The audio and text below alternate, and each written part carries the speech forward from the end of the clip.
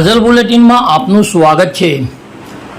આગામી દિવસોમાં આવનાર બકરી ઈદ અને રથયાત્રાના તહેવારને ધ્યાને લઈ વડોદરા શહેરમાં શાંતિ સલામતી અને કાયદો વ્યવસ્થા જળવાઈ રહે તે હેતુથી વડોદરા શહેરના તાંડલજા જેપી રોડ પોલીસ સ્ટેશન ખાતે શાંતિ સમિતિની બેઠકનું એક આયોજન કરવામાં આવ્યું હતું।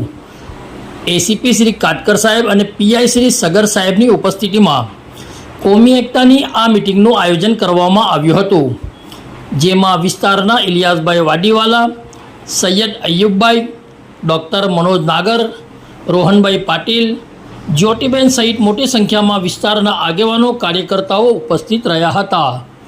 વડોદરાથી સાદિક કાજલવાલાનો ખાસ રિપોર્ટ। એ આપણે પણ ખબર ના પડે ગૌવંશ કે ગૌ માતા જે બાબતે જે છે આપણે ગાઈડલાઈન છે એવું કોઈ સાહેબને વિનંતી કરીશ એસીપી સાહેબ શ્રી કાટકર સાહેબ ડી ડિવિઝન સાહેબને કે આપને જે બકરીદ છે એ નિમિત્તે એમને આપને સારા સૂચનો અને સારી બાબતો થઈ આવું કંઈક એ બનાવ બને ત્યારે આપણે ભેગા થતા હોઈએ છીએ।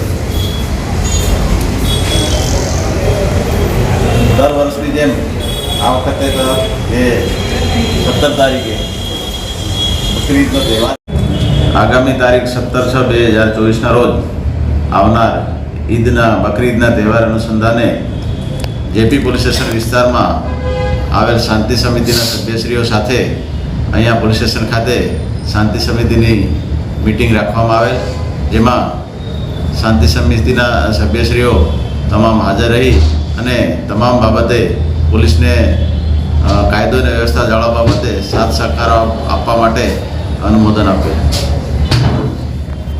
કેટલી સંખ્યામાં લોકો આવ્યા હતા અને શું સૂચનો કરવામાં આવ્યા? કાયદો અને વ્યવસ્થા જાળવવા બાબતે ટ્રાફિક મેનેજમેન્ટ છે અને જે કંઈ બીજા કોઈ બનાવો નહીં બને એ બાબતે સૂચનો કરવામાં આવેલ અને એ બાબતે સાથ સહકાર માટે ખાતરી આપે છે। ઈદ અને આગામી સમયમાં રથયાત્રા આવે છે, જેપી રોડ પોલીસ દ્વારા કયો બંદોબસ્ત રાખવામાં આવશે? જે દર વખતની જેમ તમામ પ્રકારે પોલીસ દ્વારા સુરક્ષા બંદોબસ્ત રાખવામાં આવનાર છે। નમાઝ બંદોબસ્ત રહેશે મસ્જિદો પર?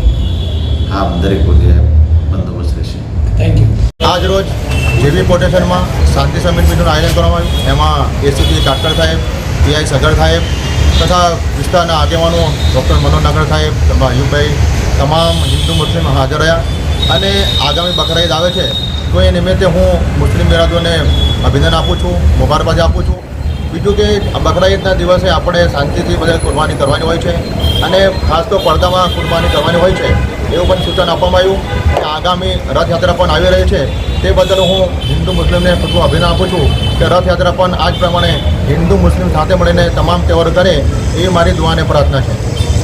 ઇલિયાસભાઈ વાડીવાલા, જેપી પોલીસ સ્ટેશન ખાતે આજે કાટકર સાહેબ અને પીઆઈ સાહેબ એમની અધ્યક્ષતામાં શાંતિ સમિતિની મિટિંગનું આયોજન કરવામાં આવ્યું હતું। આવનારા સમયમાં ઈદ છે અને એના પછી રથયાત્રા છે, એ સંદર્ભમાં આજે અહીંયા શાંતિ સમિતિની મિટિંગનું આયોજન કરવામાં આવ્યું હતું।